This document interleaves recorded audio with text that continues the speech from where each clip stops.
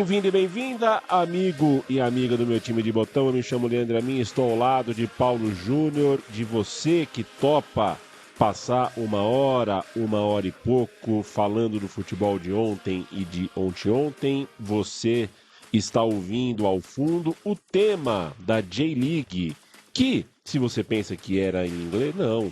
O tema da J-League se chama We Are the Champ, um tema que foi criado para a competição que estava sendo criada, a J-League, o Campeonato Japonês de Futebol de 1993. A competição que profissionalizou o futebol do Japão, que é o nosso tema hoje. O período do nosso episódio é o período da consolidação do futebol profissional no Japão, que a gente vai passar por isso daqui a pouco, né? A gente está ouvindo, tem o idioma inglês, aí era interesse do futebol japonês ser entendido, ser visto pelo mundo inteiro. Então, menos idioma japonês, mais idioma inglês. Paulo Júnior, se você tivesse o poder de pegar um país que nunca teve um campeonataço assim, e encher de craque, qual país você escolheria? Marrocos. Campeonato marroquino ia ser louco, hein? Ia ser louco. Tudo bem? Um abraço para você, para quem acompanha o meu time de botão. Feliz de viajar de novo para o Japão. Viajamos há muito tempo e às vezes a gente se surpreende como o tempo passa rápido. Aqui na nossa conversa de mais de década, a gente já viajou há muito tempo, em 2016, para falar do Kashima, do Zico, né? Do Kashima Antlers. E agora a gente volta para falar de fato na J-League, como você introduziu. Mas fico satisfeito em brincar de inventar um futebol de verdade no Japão, dessa viagem que tentou, e aí algumas coisas deram certo, outras nem tanto, tentou levar o futebol de uma forma mais legal lá no Japão. Fazer a lembrança que o podcast Meu Time de Botão tem o apoio e a parceria da KTO. KTO.com é o endereço, lá você faz as apostas esportivas nos mais variados modelos, nos mais variados esportes. Você tem lá as cotações que a gente julga, cotações bastante razoáveis, e a KTO, como apoia a comunicação independente da Central 3 e do Meu Time de Botão, tem também o nosso apoio. Se vai fazer apostas esportivas, faça na KTO, desde que faça com responsabilidade, faça para se divertir, não entre se sentindo com sintomas de vício, não entra no site se você estiver se sentindo ansioso, se você estiver embriagado, se você estiver alterado de alguma forma, porque site de aposta pode ser traiçoeiro contigo. Então, é o seguinte, se é para se divertir, para colocar um dinheiro que você pode perder, KTO.com. Caso contrário, fecha, ouve o Meu Time de Botão, pense em outra coisa e numa outra oportunidade você entra lá. KTO.com, um beijo e um abraço pro time da KTO. Faço também a observação, Pauleta, que o roteiro de hoje tem a contribuição inestimável, imensa, profunda de Thiago Bontempo, que é autor do livro Samurais Azuis, a história do futebol do Japão. É da editora Corner. O livro, de novo, Samurais Azuis, a história do futebol no Japão, do Thiago Bontempo. Eu indico a leitura do livro, tudo, ou quase tudo que a gente vai contar aqui, de alguma forma está registrado no livro, que é muito bem informado, muito detalhado sobre a história do Japão, desde os anos, sei lá, 20, 30, 40, 50, a gente vai falar dos anos 90 em diante. E uma lembrança também da relação do Brasil, de certa forma, com tudo isso. Eu sei que isso de alguma forma vai estar no roteiro, mas é interessante como, por conta do Zico, como eu disse pouco antes, e por conta até de uma relação, né, cultural, de uma curiosidade da imigração, como esse imaginário está sempre passeando por aqui. E aí eu tenho dois rápidos comentários bem pessoais. Primeiro, de um colégio vizinho a mim, lá em São Bernardo, que tinha uma relação com o Japão e que todos os anos a seleção do colégio viajava para o Japão para jogar futebol de salão. Louco. Eu achava aquilo um barato, e depois os japoneses vinham também jogar em São Bernardo, faziam uma tour pelos clubes, tinha a escola do Japão, todo ano tinha esse jogo, é o jogo contra os japoneses, é o jogo contra os japoneses. Era um jogo muito legal para bater papo, eu conseguia arranhar uma palavrinha ou outra ali de inglês com eles, e era muito divertido. E sempre me lembro das histórias também contadas pelo meu pai, de Rui Rei e de meu pai vagando, tentando se tornar um jogador de futebol, fazendo peneira aqui e ali, tentando ser levado para times do interior de São Paulo. E sempre tinha um empresário que ia levar um primo para o Japão, que ia puxar não sei quem para o Japão, que tinha um esquema que ano que vem ia levar 3, 4 moleques para o Japão. Então, houve esse momento, né, também no futebol brasileiro, de uma possibilidade de um mercado se abrindo, e esse mercado se abrindo para jovens jogadores brasileiros. Alguns podem ter dado certo, outros podem ter entrado em furadas, que aí não é exclusividade do Japão, né, desse mundo migratório do futebol, mas povoa o imaginário de quem tenta ser jogador de futebol no Brasil, ou quem tentou pelo menos em alguma época, essa possibilidade de jogar lá no Japão. Um imaginário no qual você ir jogar no Japão significava o seguinte: você pisou num CT no Japão, você já é um dos melhores, né?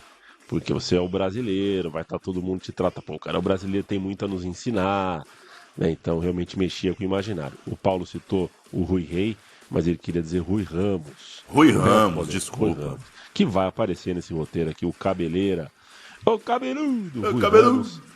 Grande personagem. A gente está em tempos, né? Estamos gravando isso aqui em 2024. O futebol da Arábia Saudita está passando o rodo no mercado europeu com um dinheiro infinito, né?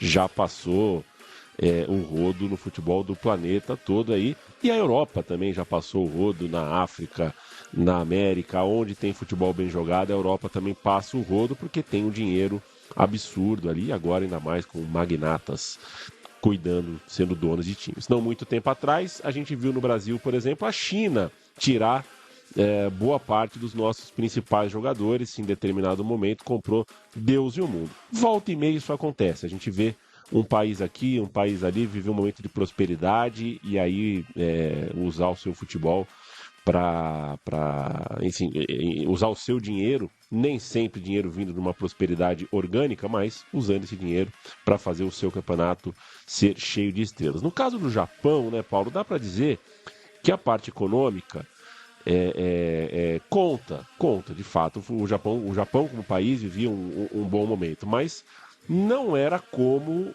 Não dá para comparar com a Arábia Saudita de hoje. Não era uma coisa tão insana. Não é fazer um como. gol e ganhar um iate.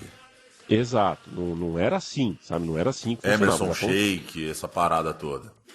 o Japão tinha dinheiro, mas não era uma coisa tão insana assim. Seja como for, era uma novidade bombástica, boa para muita gente, muito craque brasileiro com mercado no Brasil, com mercado na Europa, optou ir para o Japão e a gente vai tentar falar dos principais casos, não de todos, porque tem muito caso, tem muito brasileiro que foi para cá, foi para lá, pisou aqui, pisou ali.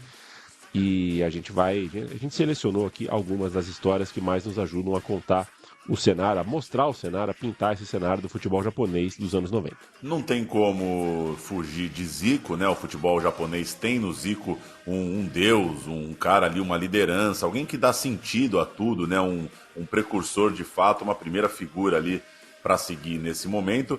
Ele sugeriu emborrachar piso de vestiário, ele deu a ideia que as redes tinham que ser brancas nos gols, entre outras contribuições. Ele ensinou de fato e quando o Zico falava, a turma parava para ouvir.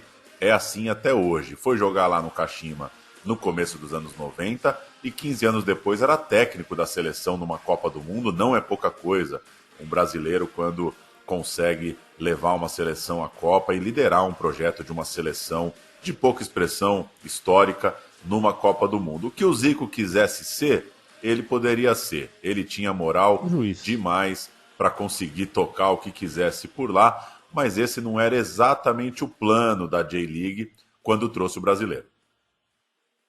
Não era, Paulo, porque o Zico tinha já quase 40 anos, né? Então havia essa compreensão. A gente está trazendo um jogador que já está com o sol às costas, né? Era uma estrela, tinha todo um luxo ao redor dele, mas o Zico era um veterano.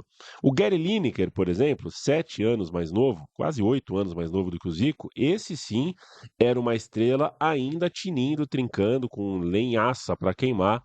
E o Bom, inglês estava muito bom jogador, artilheiro da Copa de 86 e estava no Tottenham. Né? Ele saiu do Tottenham para o futebol japonês, tinha 32 anos, o Lineker foi defender o Nagoya Grampus. A princípio, esse era o grande nome, a grande estrela. O Zico inverteu essa lógica. Idade muito boa para o Lineker, competição grande. O Lineker era o carro-chefe, era o maior salário, não à toa, e não era por pouca diferença, não. Ele ganhava o maior salário do futebol japonês.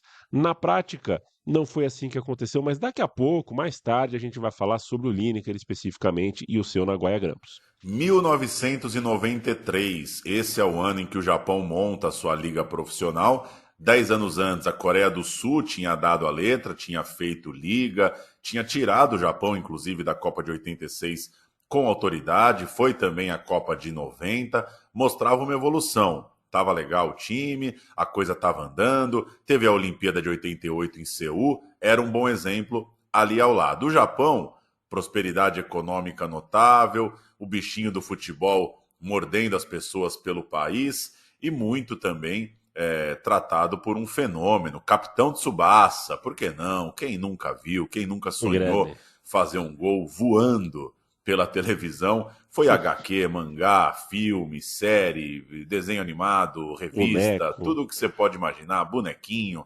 bandana, chapeuzinho de aniversário, apito, né? Apito do Tsubasa. Ele foi de tudo. Foi criado em 81 e foi traduzido aqui no Brasil com o fenômeno Super Campeões. Aquilo foi uma febre. As crianças queriam entender futebol, queriam se ligar mais no futebol.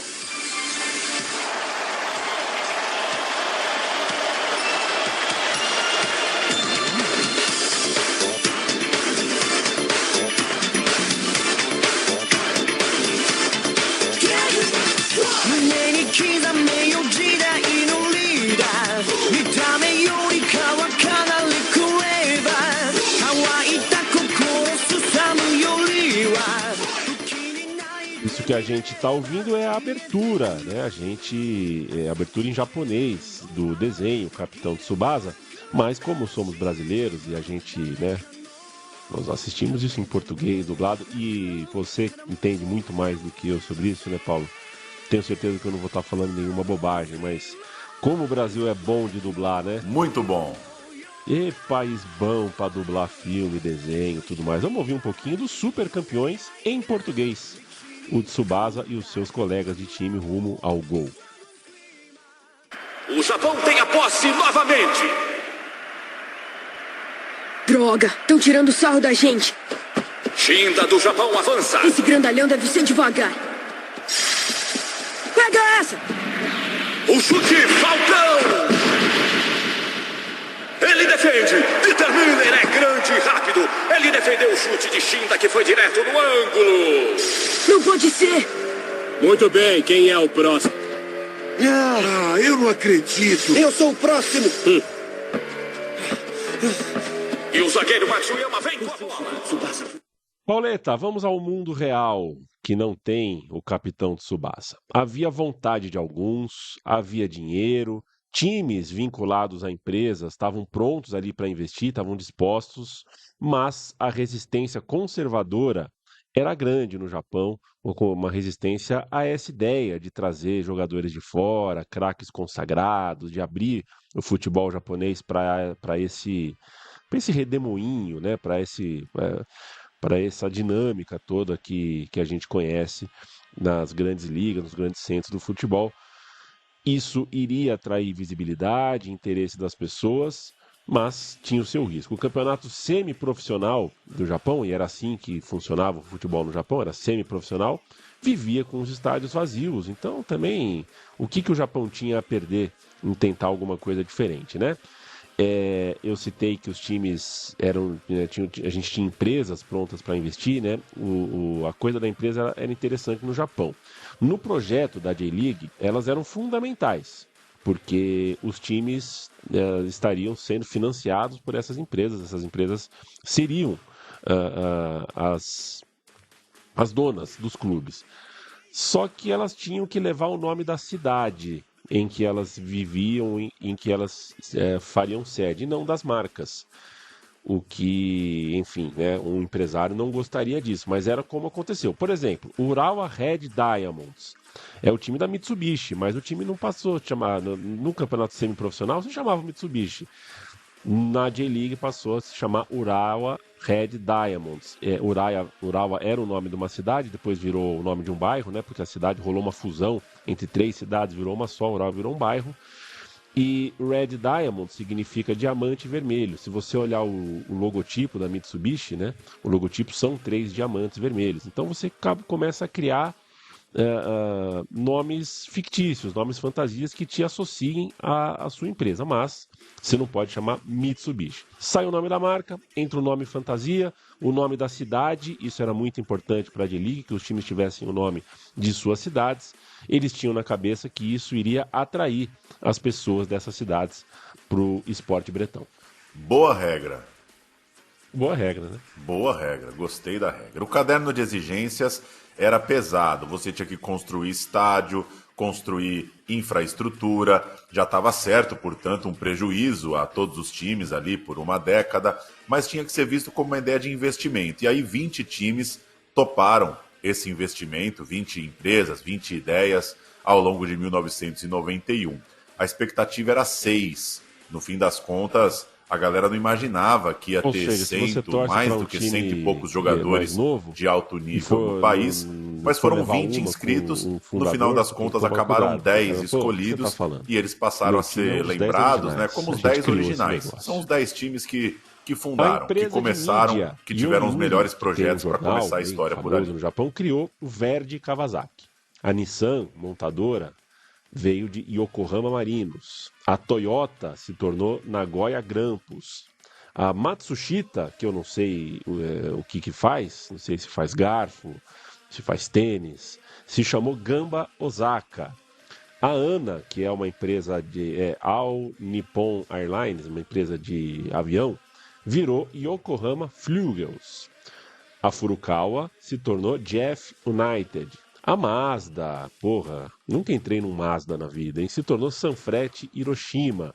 A gente já citou a Mitsubishi, que virou o Urawa Red Diamonds. E completam a lista o Shimizu S-Pulse, que montaria um time do zero, né? O Shimizu não tinha uma grande empresa por trás. E o Kashima Antlers, que se chamava antes Sumitomo, da província de Ibaraki, que era inexpressivo, era um time realmente sem muita força, tinha tudo para ser o patinho feio do rolê, mas que teve o Zico. E aí mudou tudo, passou a ser o pataço bonito do baile. Empresas como Yamaha e Hitachi perderam vagas nessa lista de 10 times originais, não tiveram lobby o suficiente, por algum motivo ficaram de fora, mas logo, mais tarde, entraram no rolê, né? A Yamaha com o Júbilo Iwata e a Hitachi com o Kashiwa Reysol. Kashiwa Reysol, time de Edilson. Vamos ouvir um gol do Edilson em 1996, uma das feras da J-League.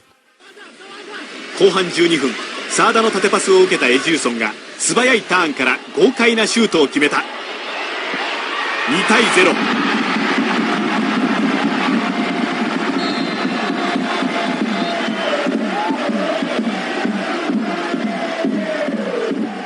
Que os japoneses não saibam que o apelido de Edilson é Capeta.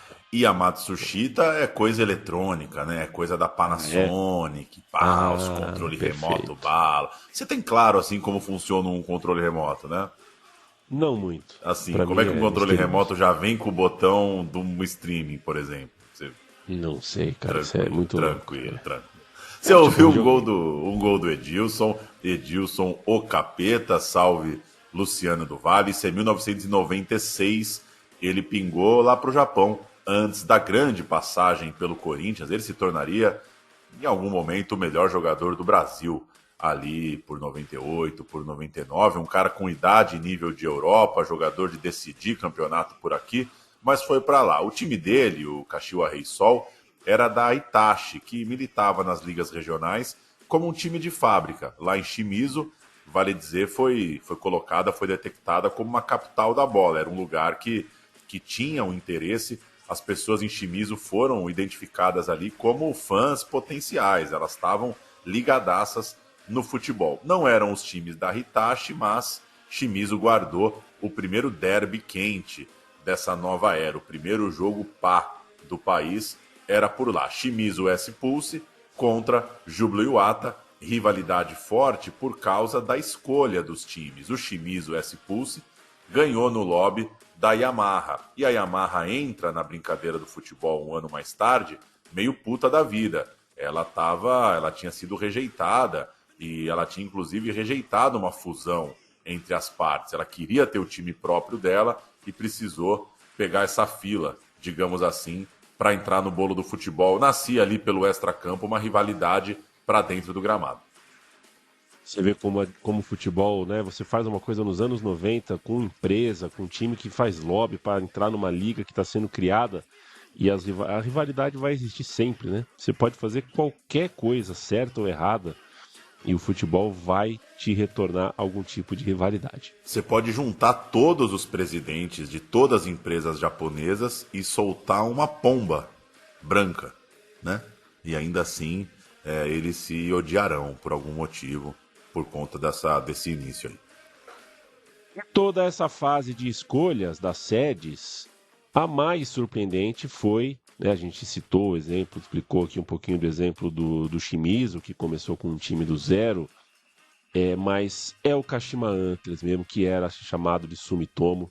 Ninguém imaginava que esse time fosse ser um dos escolhidos. Simplesmente 43 empresas da região se uniram para valer como uma. Que isso? Aí é 43 empresas?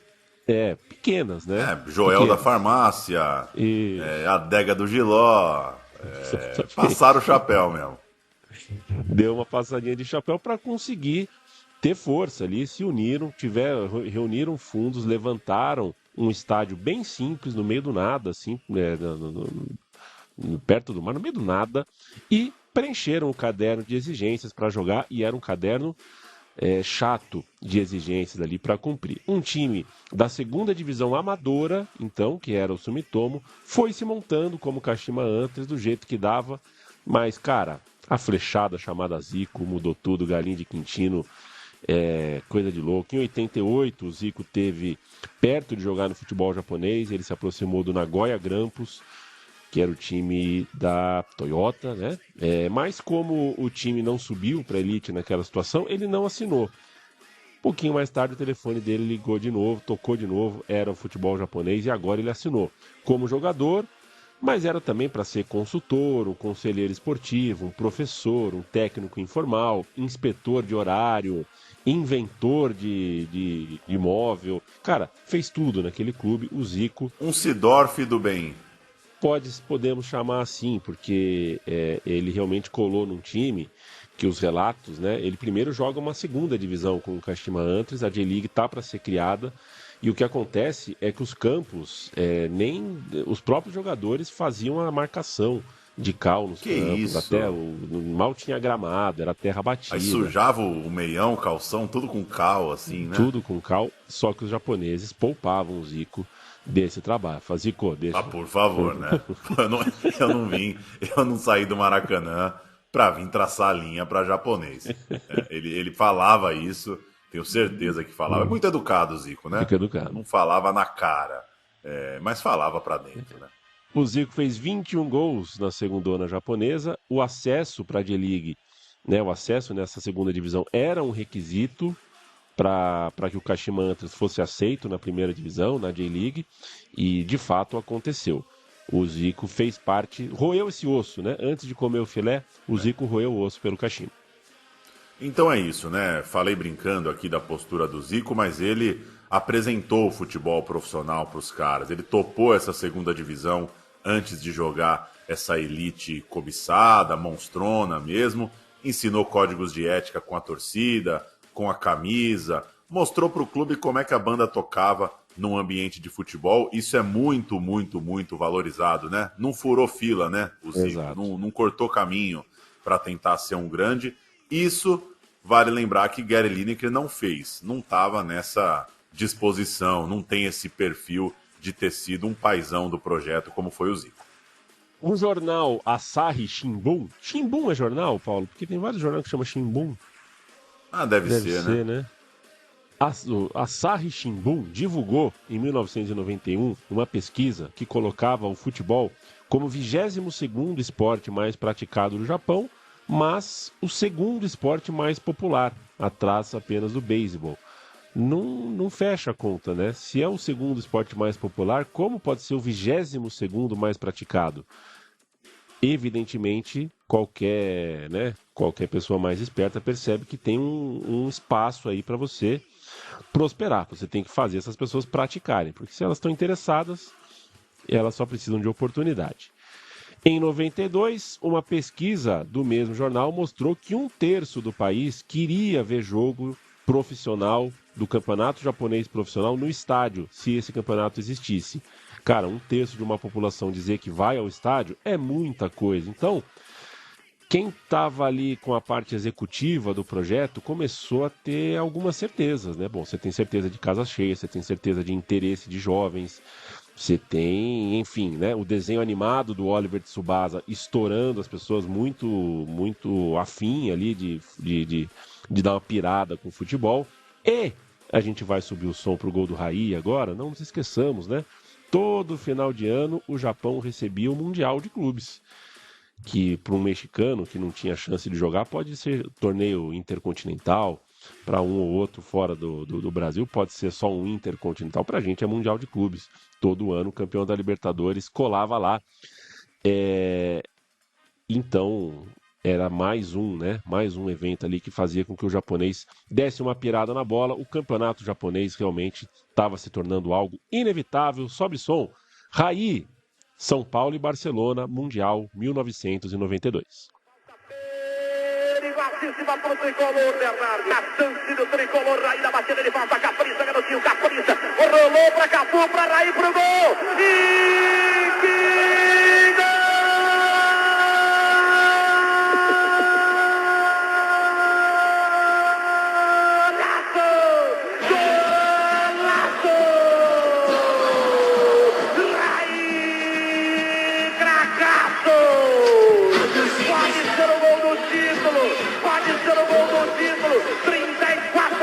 Complementar, Raí levanta o Estádio Nacional de Tóquio. Cafu ajeitou Raí no ângulo, indefensável. Subjarreta ficou estático no centro do gol. É gol do Brasil.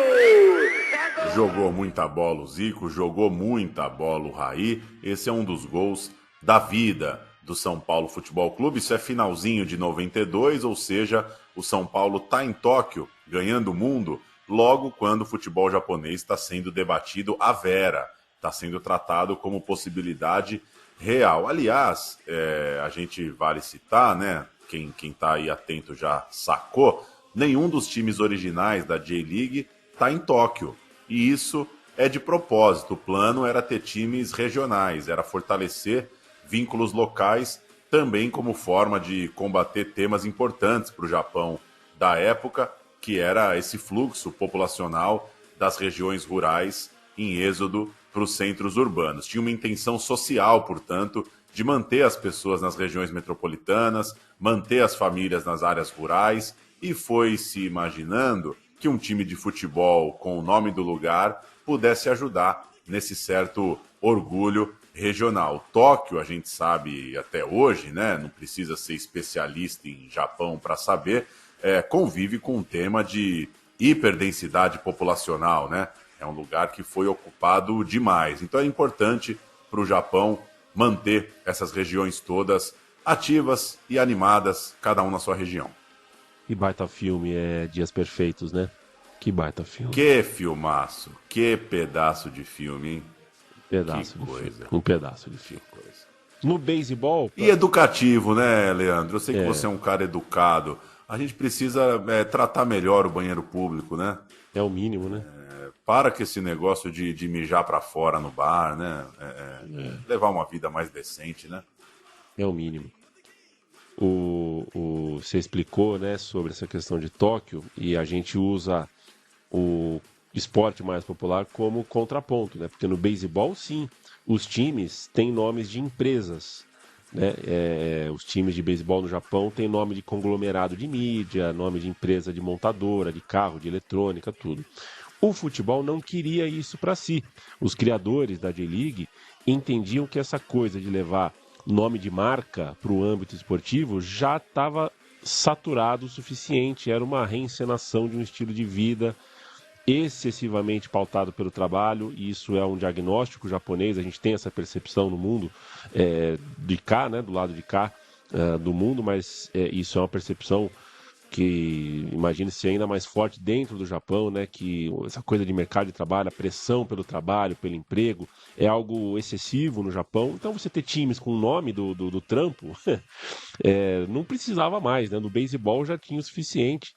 Então é mais ou menos dessa filosofia que surge a ideia de você não ter o nome das empresas nos times, você também ter o nome das cidades e não de Tóquio nos times, e nessa mesma esteira, nessa mesma toada, vem a ideia dos uniformes. Quem já se relacionou com o campeonato japonês, com a J-League dos anos 90, lembra, sabe, que eram uniformes muito diferentes, muito coloridos, com figuras geométricas, uma coisa disruptiva, até extravagantes em alguns casos, cores bem chamativas, combinações de cores inusitadas. E também era de propósito a J-League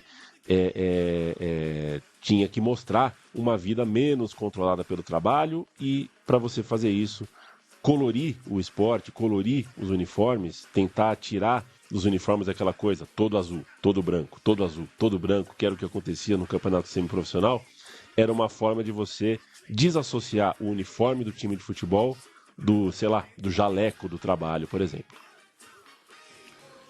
Que coisa, né? Não que as empresas tenham gostado, né? Porque, enfim, o dono de empresa também quer aparecer. Ele é folgado por excelência. O Red Bull não topa se chamar Touro Vermelho, né? Ele quer mostrar a sua marca. O jornal Yomiuri Shimbun, por exemplo, dono do Verde Kawasaki, continuou citando o time como Yomiuri, não como Verde. Então ele burlava ali o nome oficial do campeonato para o seu próprio gosto. As empresas tentaram, nos distintivos, em alguns detalhes visuais e driblando essa filosofia. Tem jeitinho também, viu? Tem jeitinho, não é só a gente não. E aí vem a contradição, porque a J-League colocou naming rights nos turnos do campeonato. O primeiro turno tinha o nome de uma bebida, o retorno tinha o nome de um cartão de crédito. Eu prefiro ganhar o turno.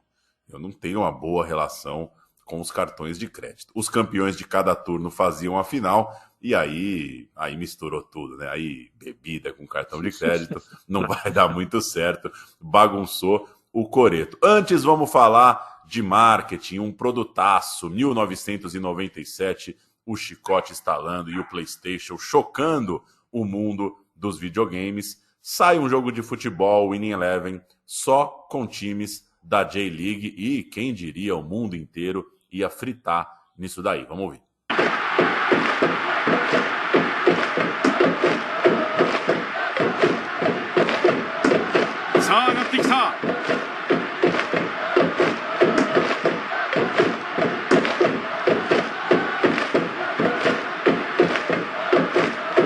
Dribble 突破、これはチャンスだ。攻めてますね。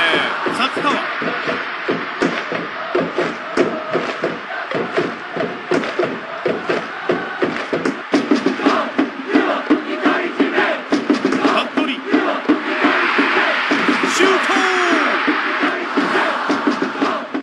Uma maravilha. Isso, um beijo pro Gabriel Brito, que a gente conversou sobre esse roteiro, sobre esse episódio aqui. Ele lembrou que a gente cansou de jogar esse jogo em Eleven da J-League, e o Edilson nesse jogo era mais ou menos o Pelé mesmo, era impossível.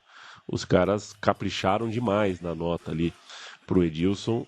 Jogar com Kashiwa Reysol era tipo covardia. Sempre tem, né? Não, jogar com o Zangief é covardia no Street Fighter e tal. Era jogar com... Não pode pegar o Ken.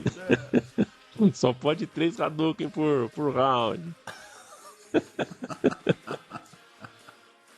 O Edilson era um monstro sagrado nesse jogo. Um jogaço, e acho que tá certo, né? Se o Japão, sendo um polo tecnológico como é, tendo a Konami lá prontinha, tinindo e trincando, você quer vender o seu produto pro mundo? Faz um jogo licenciado só com os times da J-League.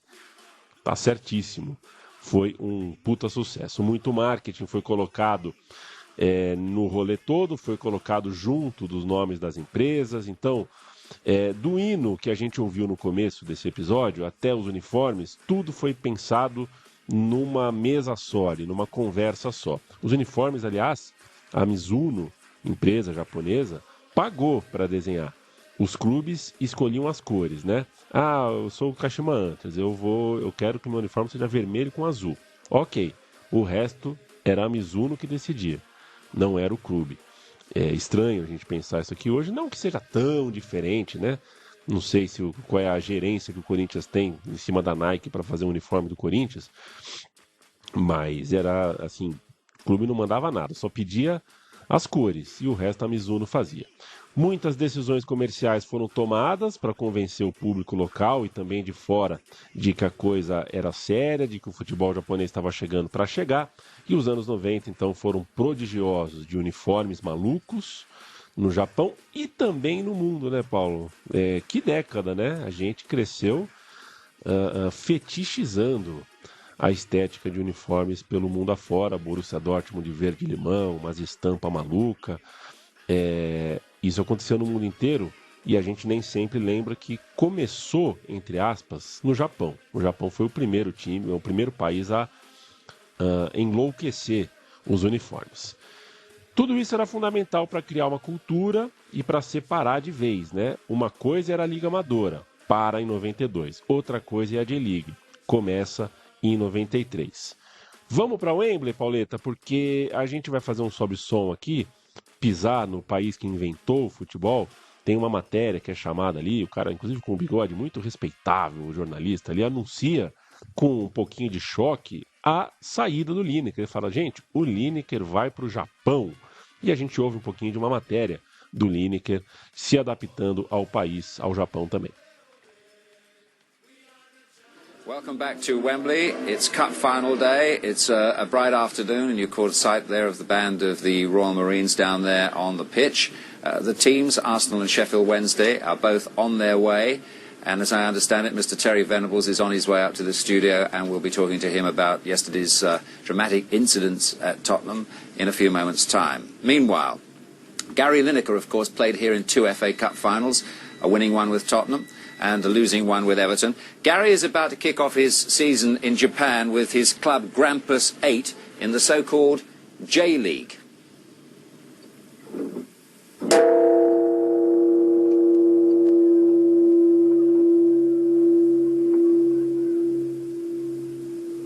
From the serene to the ridiculous,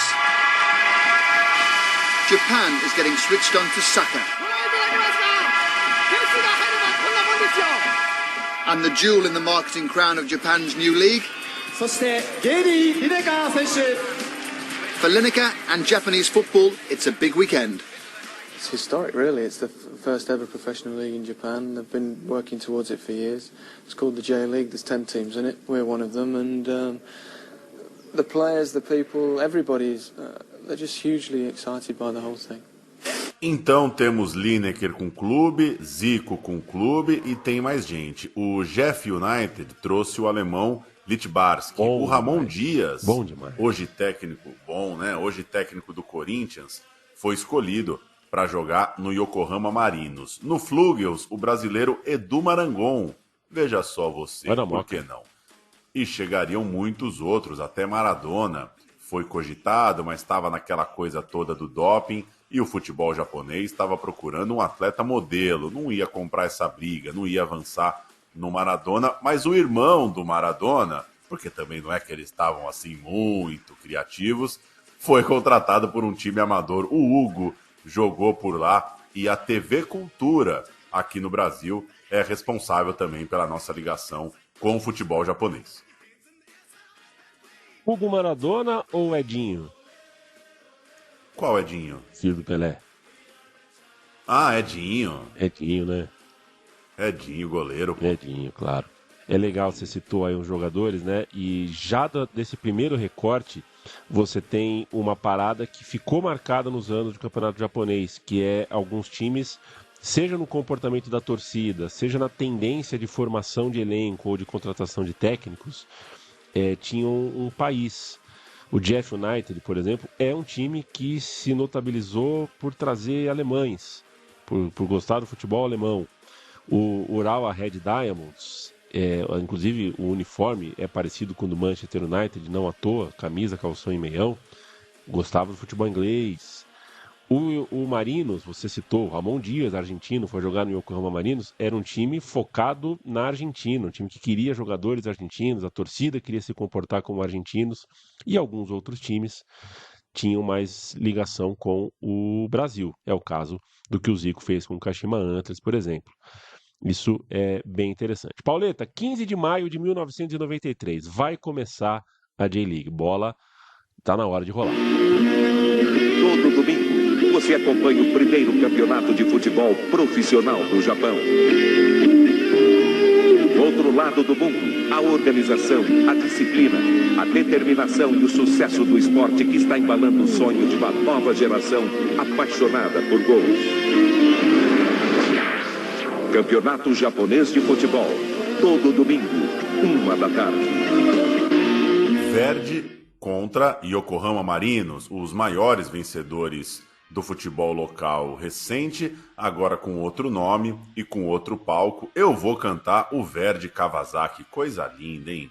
Coisa linda. Kikuchi, goleiro que era uma aposta. Baixo, né? Estavam entendendo ainda se ia dar ou se não ia. Nakamura, Pereira na zaga, ex-Bahia. Kato, parceiro de zaga do Pereira. E Tsunami na lateral esquerda. Inacreditável essa linha de zaga. Hashiratani, Meyer, o holandês, Rui Ramos, que eu me equivoquei no nome ali no início, mas queria citá-lo, Rui Ramos, o brasileiro, e Hansen, o holandês. Kazu e Takeda, o ataque do Verdi. Kazu que continua jogando futebol, é o que dizem, né? É o que dizem.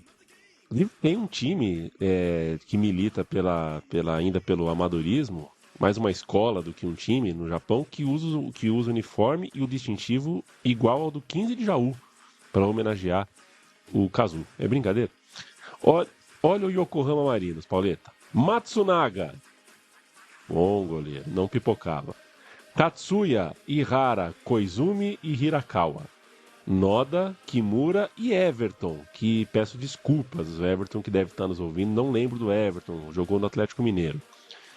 Mizunuma, o argentino Visconti e o também argentino Ramon Dias. Ganhou o Yokohama Marinos 2-1, 59 mil pessoas giraram a catraca. Estava evidente que tinha chegado para chegar, né? Tinha chegado para ficar. Quero fazer o registro que na escalação que você canta do Verdi, o Pereira, zagueiro, pode não ter feito muito sucesso aqui no Brasil, mas lá no Japão chegou até a ser MVP de campeonato, campeão pelo Verdi. O Pereira tem lugar garantido no Hall da Fama do futebol daquele país. A gente vai subir um som aqui para a inauguração do estádio do Kashima. Lembra que a gente disse que o Kashima juntou um monte de empresa para preencher o caderno de encargos e isso incluía levantar um estádio? Pois é, o Kashima levantou um estádio e fez a estreia contra o Fluminense. Ibaraki Kenjitsu Kashima Sakkar Stadium ついに完成しました。今日本で一番緑の美しいこのスタジアム、文字通り緑の芝の上で展開されますペプシカップ93第2戦。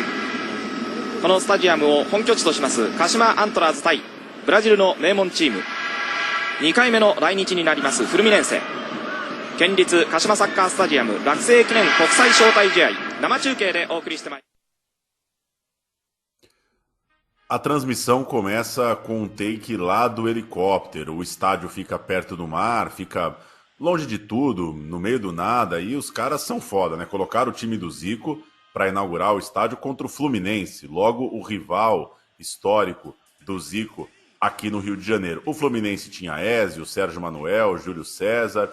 Perdeu 2-0. O time era treinado pelo Edinho zagueiro. Edinho zagueiro. Né?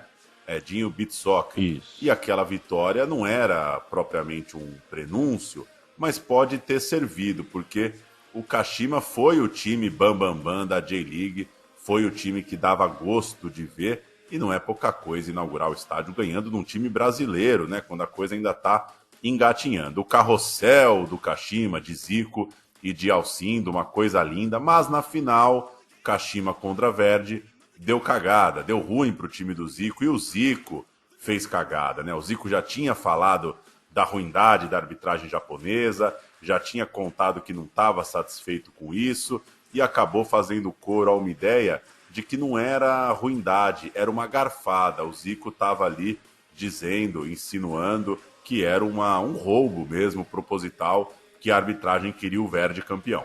O Zico não concordou com o pênalti que foi marcado para o Verdi, cá entre nós, com toda a razão, porque não foi absolutamente nada. E aí ele teve a atitude intempestiva de cuspir na bola. Cuspiu na bola. A bola estava ali na marca da calça, esperando para cima, cuspiu na bola, acabou sendo expulso. Já vimos coisas mais graves também, né? Não sei se por código japonês isso... Cuspir na bola. Cuspir no objeto do desporto. Isso deve ser. Bonito não foi, né? Bonito não foi. Ele ainda ironizou o juiz, aplaudiu, bateu palma na cara do juiz, saiu putaço. Depois de sair de campo, falou um monte, né? Falou que o juiz estava roubando na cara dura, que estava apitando com a camisa do Verdi por baixo do uniforme. Terminou de apresentar a cultura do futebol também, né? Tava faltando isso. Tava faltando um barraco do Galinho. Verdi Kawasaki campeão, 2-0 na ida, Kazu e Bismarck, olha ele aí. E 1-1 na volta, gols de Kazu e Alcindo. Ou é japonês ou é brasileiro nos gols da final. Vamos ouvir o pênalti, a expulsão e depois um meia-culpa do Zico sobre tudo que aconteceu nessa decisão da primeira J-League. しかしこのプレーで全てが終わってしまった。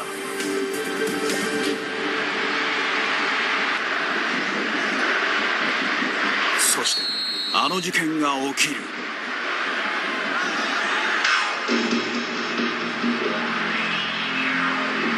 後半37分、アントラーズの象徴ジーコ退場。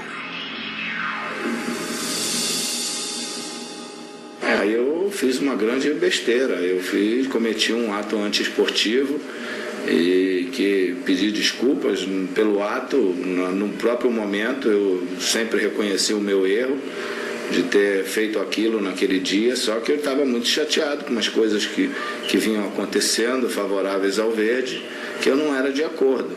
Então, erros de arbitragem que fizeram com que nós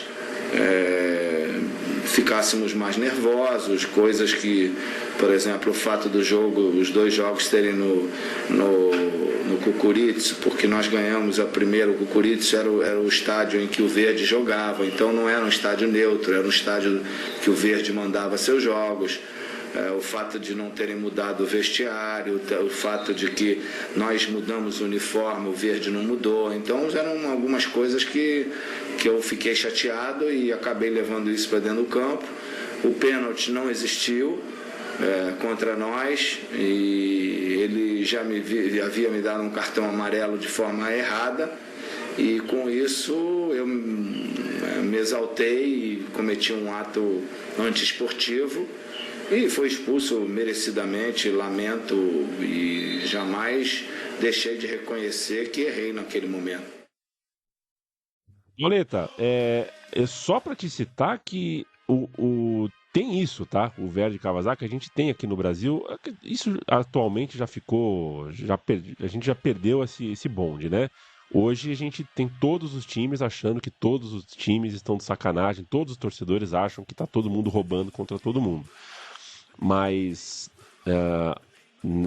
historicamente, as pessoas tendem a achar que o Verdi Kawasaki é sistematicamente ajudado. Mais ou menos como, sei lá, a Juventus na Itália, sabe? Sempre ajudado. Tinha essa aura, o Verdi Kawasaki. Então, o Zico provavelmente estava contaminado por um consenso ali da opinião pública, que era um pouco, enfim, nunca teve nenhum tipo de comprovação sobre, mas existia o zum, zum, zum. O Verdi é o campeão, time do Bismarck, do Rui Ramos. O Kashima do Zico é o vice. O Ramon Dias, quarto colocado pelo Marinos, é o artilheiro do campeonato com 28 gols.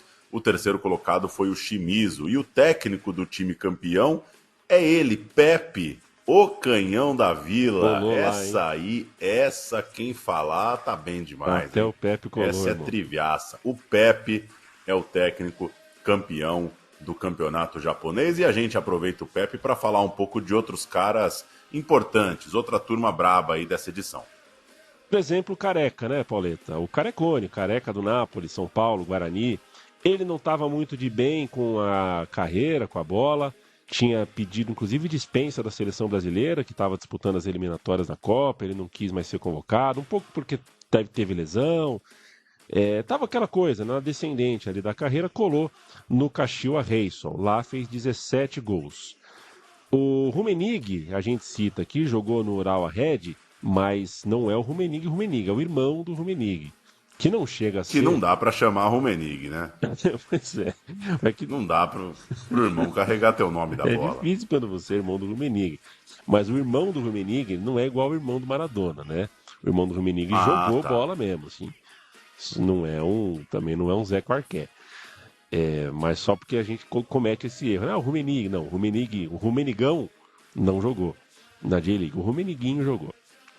O Pita, um abraço para Paulo Sérgio da Silva, que gosta muito do Pita, jogou no Nagoya Grampus. Edu Manga pingou no Shimizu S-Pulse. O Elivelton, o Gago, jogou no Nagoya Grampus. Bom, hein? Bom jogador, pau pra toda obra. O Paulinho, não muito famoso aqui, mas muito querido lá, foi campeão pelo Verdi. O Renato Pé Murcho, já veteraníssimo, estava lá há anos, defendeu o Rei Sol. Assim e como... você imagina o jornal lá tentando explicar o apelido de Pé Murcho, né? Um país que ainda não tinha sido apresentado ao insulto a um jogador de futebol.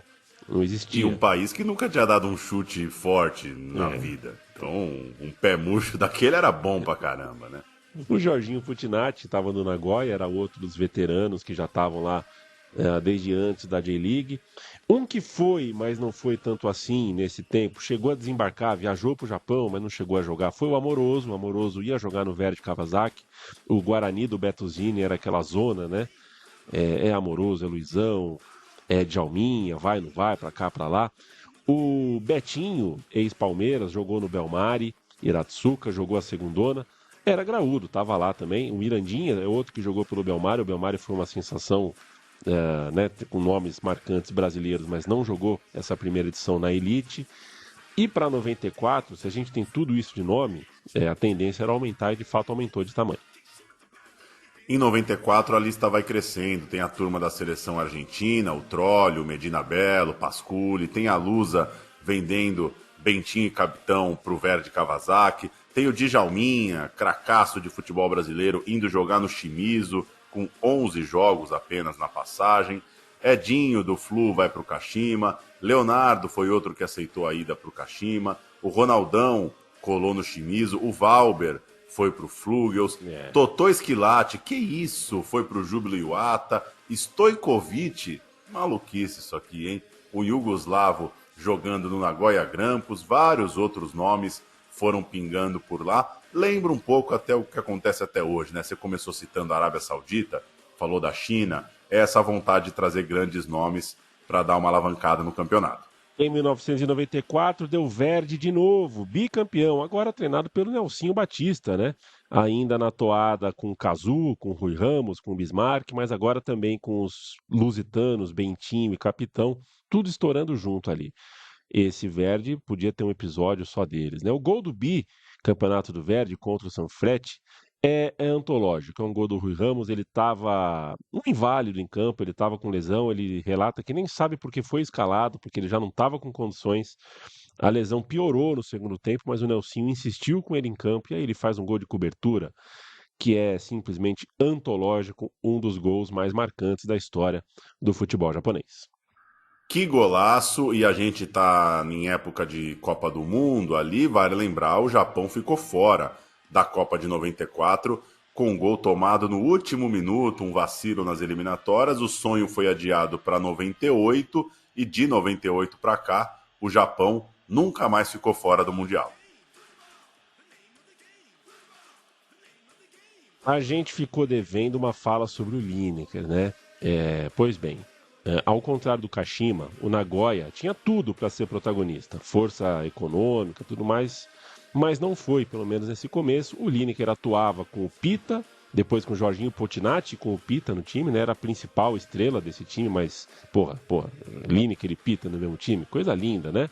Mas no primeiro encontro com o Zico foi 5-0 pro Zico, 5-0 pro Kashima, 3 gols do Galinho de Quintino, já deu um Lineker. Se liga, que vai ser diferente, vai ser mais difícil. E daí em diante foi só ladeira, viu, Pauleta? O inglês foi só ladeira no Japão. Ele se lesionou mais do que jogou, nunca esteve à altura da expectativa de alguém, o cara veio tinindo do campeonato inglês, né? Tava longe da aposentadoria, tal, nada, não mostrou nada disso. Foram 7 jogos e 1 gol em 93, 11 jogos e 3 gols em 94. Mal, hein? Foi muito mal. O Lineker, inclusive, decidiu parar de jogar. Aí não, desculpa, não quis forçar a aposentadoria, não. Mas de fato, ele resolveu parar de jogar bola. Sem o Lineker, mas com o Arsène Wenger, que chegou do Mônaco, né? O Wenger saiu do Mônaco em 95 para treinar o Nagoya. O Nagoya tinha uma missão dada pelo dono do clube, né? Que era o dono da Toyota, no caso, né? O dono da Toyota chegou e falou: Arsène Wenger, é o seguinte, eu perdi o Lineker, mas eu ainda tenho ambição. Eu quero transformar o Nagoya no maior time do mundo em um período de 100 anos. Que isso? O Arsène Wenger pensou, bom, me parece um projeto de longo prazo. Cara, tem nada que você possa colher em 100 anos que você consiga pensar de forma razoável, né? Pois é. Que coisa. Até o momento, o Nagoya Grampus não dá sinais de que vai ser o maior time do mundo. E estamos mais ou menos em quantos anos? A gente já passou uns 30. Né? Tá, tem 70. Tem 70. O mundo tá doidão, né? Pois é. 70 anos hoje é 7 mil na conta antiga. Mas o Wenger no Nagoya foi um barato, um péssimo começo. Ele achou que seria demitido, porque ele ainda não tinha virado o Wenger do Arsenal, né? O homem de trocentos anos. Mas foram demitir o intérprete. Aí é isso, né? Oi, meu amigo japonês. O técnico é bom, o tradutor que é difícil. Não é possível, os caras não estão entendendo o que o Wenger fala. O problema é o intérprete. Vender o sofá, né? Tiraram o sofá da sala. Mas o clube reagiu e parece que bom mesmo era o intérprete. Ganhou 12 de 14, saiu de último para brigar pelo título lá em cima. Wenger virou técnico do ano, o Stojkovic foi o MVP do campeonato e o Nagoya do Wenger ganhou a Copa do Imperador, goleando os rivais. 5-1 no Kashima na semifinal, 3-0 no Sanfrecce na final. O Nagoya, campeão da Copa, é coisa séria. Mas aí veio 96 e ele meteu o Luiz Castro. Ele deu o Vasari com o time bem pra caramba. O Nagoya estava na briga pelo título e o Wenger, ao fim da rodada 21, eram 30 rodadas, ao fim da 21, foi embora. Foi treinar um tal de Arsenal. Acho que eu tô com o Wenger, viu? Acho difícil, né? Que dá pra dar esse Vasari. O Nagoya perdeu pro Kashima na penúltima rodada e ficou a 3 pontos do título. Dá pra dizer, mais ou menos, que com o Wenger o título não teria escapado. Dá pra imaginar que se o trabalho continua, o Nagoya tinha sido campeão japonês. Voltando a falar de 95 e para além de Arsène Wenger, o ano de 95 trouxe outro sinal inequívoco da força da liga japonesa. Dunga. O Dunga era simplesmente o capitão da seleção campeã do mundo, né? O capitão do Tetra, 6 meses antes. Então, se o futebol brasileiro festejou que o Romário veio para o Flamengo, o futebol japonês festejou que o Dunga colou para lá. Era uma prova inequívoca de força. De fato, o Dunga tinha 31 anos, estava jogando no Stuttgart, tinha propostas do Brasil, tinha proposta da Inglaterra, mas ele assinou com o Júbilo Iwata. Lá, o Dunga foi apelidado de, numa tradução livre, né, Pai Trovão, e se transformou em um símbolo. Que isso? É Pokémon? Pai Trovão. O Dunga Pai Trovão, e se transformou num símbolo, né, da luta do jogador aguerrido que fazia das tripas o coração em campo, e ele foi inserindo no futebol japonês um pouco disso daí, né? Ficou no imaginário das pessoas a malícia do Dunga, eventualmente a maldade, a falta técnica, aquela chegada para intimidar o adversário. O Dunga se transformou nesse cara. Antes de voltar para o Brasil para tomar elástico do Ronaldinho Gaúcho, o Dunga foi a face da era de ouro do Júbilo Iwata. O Dunga também foi MVP de campeonato, e o Júbilo Iwata, em 7 anos, foi campeão 3 vezes e vice-campeão 3 vezes. Ou seja, se tem alguém que mudou a história de um time, além do Zico no Kashima, esse alguém é o Dunga no Júbilo Iwata. O cara estourou lá, o pai trovão, Pauleta. Só que não é só do Dunga, né? Não é só o Dunga que causou furor nesse começo de 95, porque chegou o Dunga, mas aqui no Brasil o Palmeiras era bicampeão brasileiro consecutivo e perdia três dos seus principais jogadores. E veja, o Palmeiras não tinha problema econômico, né? O Palmeiras tinha a gestão da Parmalat, dinheiro não era um problema, mas ainda assim, Zinho, Evair e César Sampaio foram jogar no Yokohama Flugels. Não era mais um lugar para veteranos, para apostas. O futebol japonês começava a ser um lugar para gente no auge, para gente consagrada. O Zico já não militava mais em campo, né? Em 95 ele deu o seu legado como jogador por encerrado, e o futebol japonês passou a ver César Sampaio, Zinho, Evair. A gente até sobe aqui uma gracinha, né? Em 1995, o César Sampaio, numa comemoração de gol, recebe um beijo na boca, e o humor japonês não perdoa. Sampaio, gol! Sampaio!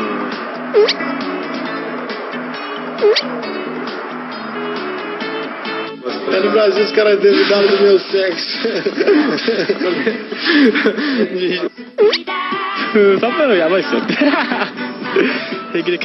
Uma ótima risada, né? Tem o César Sampaio e um ótimo futebol também ele exibiu. Já tinha Leonardo, passou a ter Dunga, chegaram esses 3 do Palmeiras, passou a ter também outros tetracampeões. Jorginho trocou o Bayern de Munique pelo Kashima, Miller no Rei Sol se juntou a Ronaldão do Shimizu, o Gilmar, goleiro, Gilmar Rinaldi, chegava no Cerezo Osaka. Enfim, lista de campeões do mundo em 94, dando uma pontinha, dando uma beliscada no futebol japonês, para dar uma ideia de que tinha um aporte financeiro e que era interessante para eles darem um pulo por lá. Ainda, né, como você já citou em algum outro jogador por aqui, não significava fim de carreira, longe disso.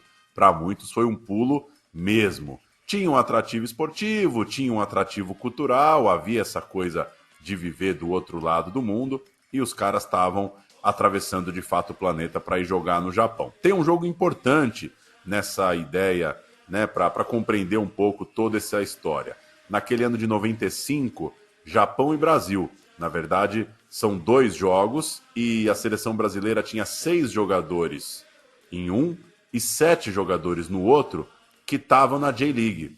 Ou seja, quando o Japão pegava o Brasil, a seleção brasileira, os talentos do Brasil, meio time estava jogando por lá. Isso é uma coisa impactante, né, para o japonês. E, por exemplo, no jogo entre Brasil e Japão pela Copa Umbro, Gilmar Rinaldi, Jorginho, Leonardo, Ronaldão, Zinho e César Sampaio eram jogadores de seleção brasileira campeã do mundo e estavam jogando ali contra a seleção japonesa. Um pouquinho de Galvão, Copa Umbro, Brasil e Japão.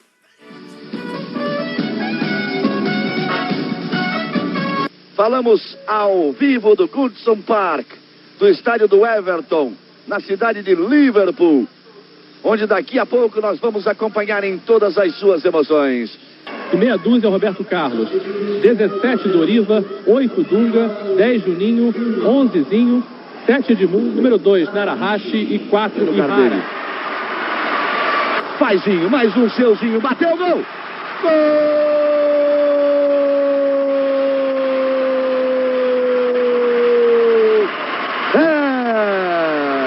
É do Brasil! Brasil!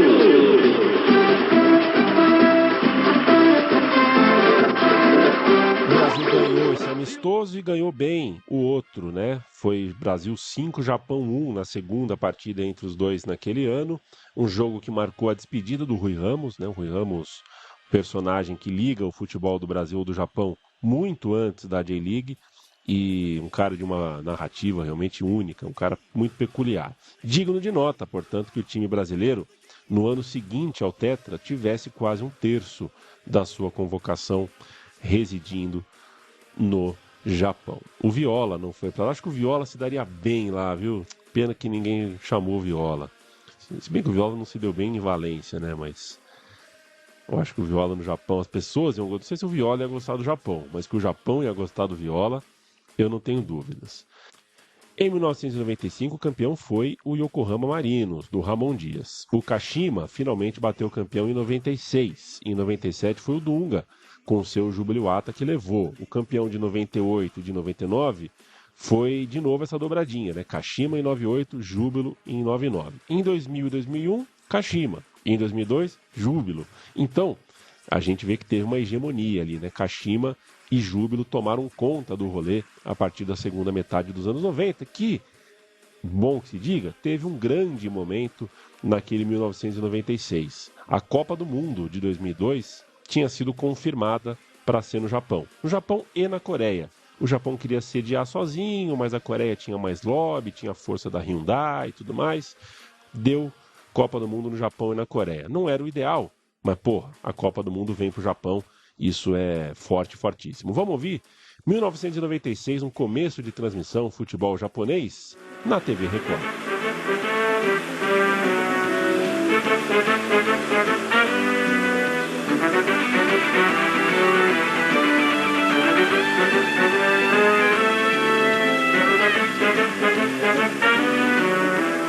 Alô, alô, minha gente da Rede Record em todo o Brasil, muito boa tarde. Vamos começar do Estádio Nacional de Tóquio, o Kokuritsu. Mais uma grande transmissão e exclusiva para você. O campeonato japonês, com todas as suas emoções, com todo o seu grande público, hoje a meca do futebol mundial. E um jogão para você conferir aqui. Yokohama Flugels, do Otacílio Gonçalves. O time que tem Evair, tem Zinho, contra a equipe do Kashima Antlers. A rede de TV que mais cresce no Brasil. Esse é Rede TV, Rede né? TV. Esse é Rede TV, não é Record. De 96 em diante, o futebol japonês se estabiliza, mas viveu ali uma curta bonança. Rapidamente caíram os índices de audiência e compras de produto, caiu um pouco o interesse geral, os salários dessas estrelas gringas acabou mais do que dobrando na média, e no Japão salário atrasado significava extinção do clube, não tem muita conversa, então muita gente começou a correr risco de não arcar com as receitas, estava meio desequilibrada a coisa. O Shimizu, clube que não tinha uma grande empresa por trás, foi um dos que mais sofreu, por exemplo, isso é 97, e no outro ano aconteceria uma extinção que daria uma ideia de que os anos seguintes da J-League, essa J-League romântica, essa alegria toda, grandes craques, dinheiro jorrando, talvez já não existia mais. Foi um impacto, né, Leandro e a mim? O Yokohama Flugels acabou em 98. A J-League romântica com perucas de Alcindo deu lugar ao mundo real, cão, duro e dominado por empresários que não têm o menor apreço pelo sentimento dos outros. O Yokohama Flugels acaba em 1998 e acaba campeão, diga-se de passagem. O último jogo do time foi o jogo de título. Aí é bom, hein? Porra, bonito, né? Bonito. Pô, se meu time acabar, que acabe num domingão campeão, né? O time... Levanta a taça e aposenta. Era o time do Sampaio, né? E o dono do time era, como a gente contou no começo, a ANA, que é a empresa de aviação do Japão, All Nippon Airlines. É uma companhia aérea. Só que essa empresa meio que sucateou o clube, meio que largou o futebol, já não estava mais valendo a pena. Tinha uma outra empresa que era sócia minoritária, que também saiu da gestão do clube.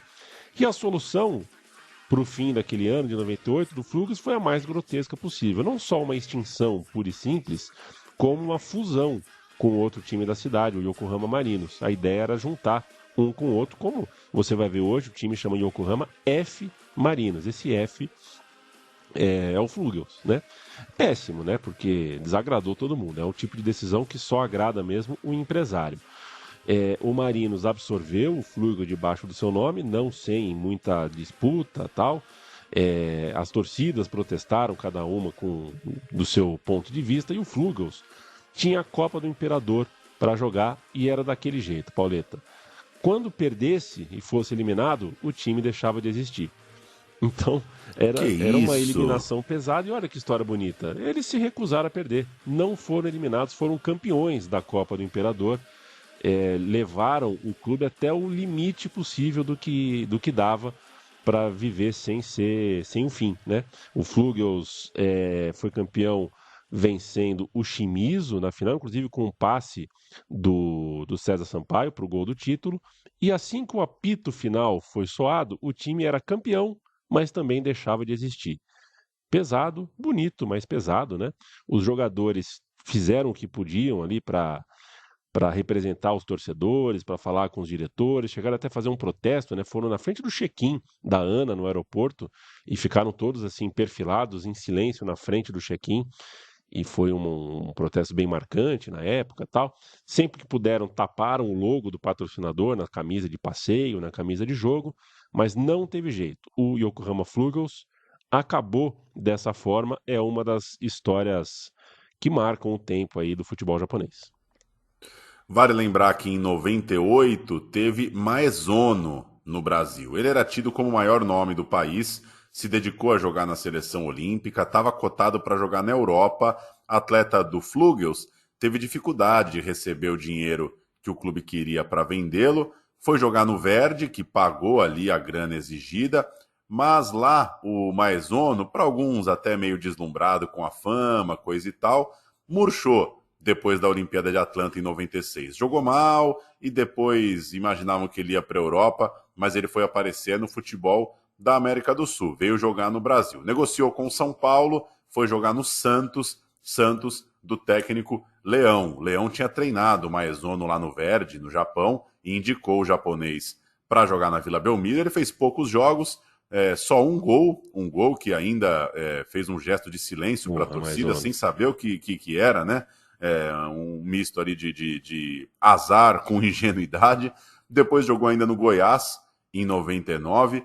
Passou pela Europa, procurando uma chance, não teve muito sucesso. O Santos depois teria outro jogador japonês, o Sugawara. E o Maezono foi o cara que fez o caminho inverso. Foi o cara que a J-League exportou para chamar atenção, como destaque, como um cara que podia simbolizar um futebol japonês capaz de estar nos grandes palcos, digamos assim. Não foi para tudo isso quando saiu do seu país, mas teve a sua onda, teve seu barato ali na época. Maezono o Maezono chegou a ser o que foi depois o Nakata, só que o Nakata se cumpriu muito mais do que o Maezono, sem dúvida nenhuma. É uma observação, né, que o Maezono foi treinado no Goiás pelo Hélio dos Anjos, que é tido como o treinador que mais ofende minorias. De manhã, de tarde, de noite, né? Um cara que não tem o menor... Por horas, em horas de ofensa, ele é o que tem mais rodagem. O Los Angeles é incapaz de ser sensível com qualquer tipo de questão e pauta, tal. Deve ter sido um encontro lamentável do Hélio dos Anjos com o Maezono, mas ele tirou a onda, e essa coisa, né? Eu posso estar enganado, né?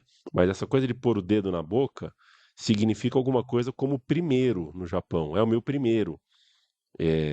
Só que a torcida do Santos entendeu como fiquem quietos, como calem a boca. Tá louco, cara. O meu time de botão, de novo, agradece o Thiago Bontempo. Comprem o livro Samurais Azuis, da editora Corner. Muito, muito bom, muita qualidade na escrita, leitura boa de fazer. A gente também agradece o time da KTO, kto.com. Aposte só para se divertir, com responsabilidade, não se permita o vício, não corra riscos que você não pode correr. A comunicação independente sempre agradece àqueles que nos apoiam, como é o caso da KTO e como é o caso de você, amigo e amiga, que conseguiu por algum momento ou consegue atualmente ajudar a gente financeiramente no nosso financiamento coletivo, ou se passa o nosso podcast para frente, conta para os amigos, indica de alguma forma, isso vale muito para a gente. Algumas histórias do campeonato japonês não puderam ser contadas, não foram contadas aqui, né? Assim, o Zico, por exemplo, esse deus todo, o cara não foi campeão japonês. Essa história não se... Essa é triviaça, É triviaça, né? Isso é triviaça. Na cabeça de todo mundo ele foi, né? Da mesma forma, o trio palmeirense, né? Zinho, Evair, César Sampaio, também não foi campeão japonês. O Japão teve um trio de ataque no Kashiwa Reysol. Cara, se ligava a TV no Japão, tava Miller, Careca e Edilson. Que isso? Esses caras jogaram juntos no Japão. Só que, na verdade, esse trio não rolou pra valer, esse trio, né? Ou um tava chegando com o outro tava saindo, um tava machucado, tá? Não rolou, mas rolou. Então o Japão teve várias histórias, muitas histórias nessa época que não dá pra gente contar e detalhar todas. Dava pra gente passar 10 minutos falando do Alcindo aqui, não falou. Jorginho, que foi MVP do campeonato japonês também, a gente não falou muito aqui, mas um cara que se teve uma relação bem simbiótica lá com os japoneses. Muita história, Pauleta. De Lineker a Djalminha, de Stoichkov a Rui Ramos. Eu gostei de visitar o Japão e sempre gosto de bater esse papo contigo.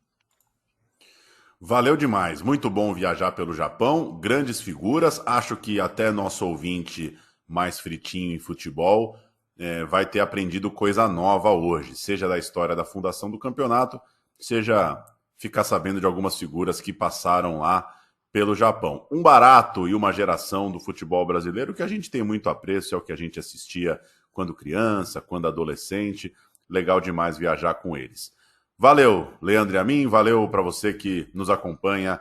Quinta sim, quinta não, meu time de botão. A gente vai embora com um gol japonês contra o Irã, 3-2, gol no finalzinho da prorrogação, um gol de ouro e um gol que colocou o Japão na Copa de 98. O gol é marcado por Masayuki Okano, cria do Urawa Red Diamonds, ele tinha o apelido de Besta, a Besta, e com esse gol o Japão jogou a Copa do Mundo de 98, jogou a Copa pela primeira vez. Mas essa é uma outra história. Beijo, abraço, tchau, tchau.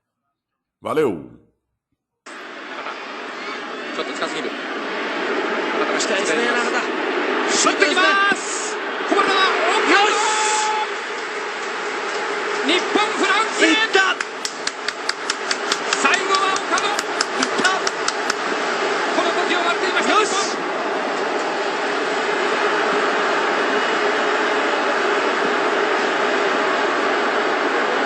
とうとうやりました。いいですね。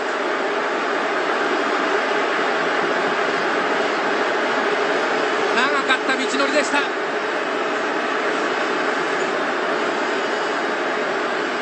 最後は岡野でした。